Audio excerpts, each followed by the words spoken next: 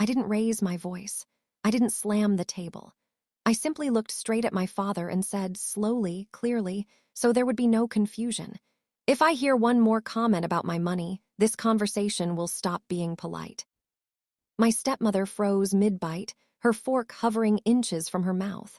She just laughed about how my savings could protect the family someday, like it was a harmless joke. Like my future was a community fund. It wasn't a threat.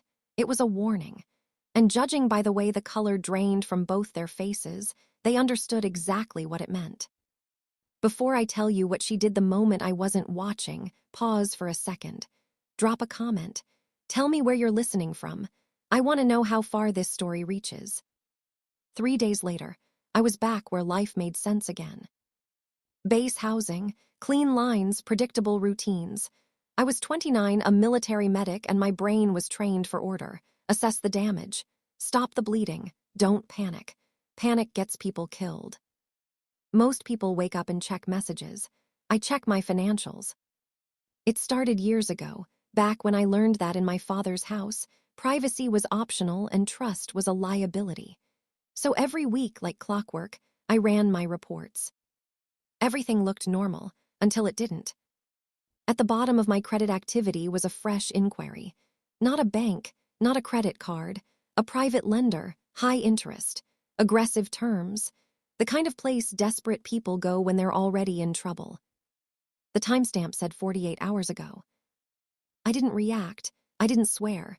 I picked up my phone and called my father. "Why is a lender running my credit?" I asked. Silence, then excuses, clumsy ones. He blamed confusion, claimed my stepmother was just researching, said it was probably an accident. I'd heard that tone before, the one he used when he was afraid to upset her. He was lying. You don't accidentally apply for predatory financing. You do, click the wrong thing, and trigger a hard inquiry tied to someone else's identity. I hung up, and that's when the memory came back. I was 16, sitting at the counter doing homework while my stepmother calculated bills. She didn't yell, she never did. She was worse than that. Calm, methodical. She once asked me if I had any idea how expensive I was. Not emotionally, financially. I later found the notebook, a ledger. Every dollar spent on me logged like a business expense. Food, clothes, school fees, nothing was forgotten. That's when I understood something terrifying. She didn't see raising me as care. She saw it as an investment. So when I saw that credit inquiry, it clicked. She wasn't stealing. In her mind, she was collecting. I went back to my laptop and followed the trail. The lender's portal recognized my email immediately. Password reset sent to my phone. That alone told me everything I needed to know. She used my real identity. Inside the account was a pending loan, $50,000, approved, waiting to be released. I didn't even look at the interest rate. I was looking for proof. Digital systems always leave footprints. Time stamps, locations, verification trails. Most people never think to look. I did. The signature wasn't mine. And the IP address? I recognized it instantly. The same fixed address I'd set up years earlier to help my father manage his home network. The date and time sealed it. I was overseas that day, in uniform, treating wounded soldiers. Not sitting at a kitchen table, signing away my future. I saved everything, logs, screenshots, records, then I locked the account. I didn't confront her. I waited. 2 days later, my phone rang. Her voice was syrup sweet. She talked about a lake house, about family memories, about how the timing was tight and she just needed me to sign a couple of harmless documents to clear up an issue she claimed she'd fixed. She was baiting me. She wanted my signature to legitimize the theft. So I agreed. The meeting room smelled like cheap coffee and ambition, glass walls, polished table, smiles designed to make debt feel like success.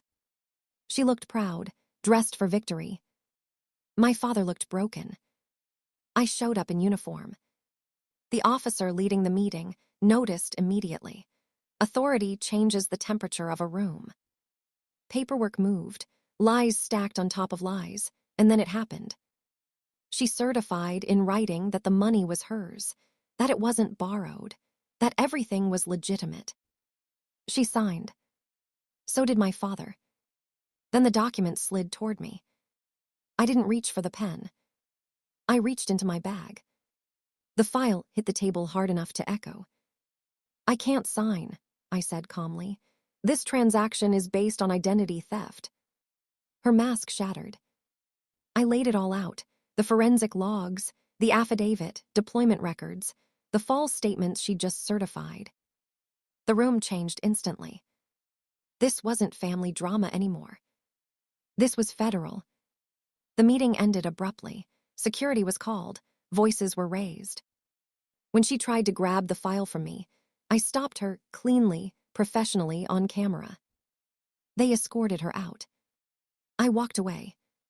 Weeks later, charges were filed. Fraud, identity theft, attempted financial crimes. My father lost everything trying to protect her. I sent one message, a restraining order, nothing else. Now I sit in my own place, quiet, safe, no surprises. My money isn't impressive, but it's mine. And that piece, it was expensive, worth every cent.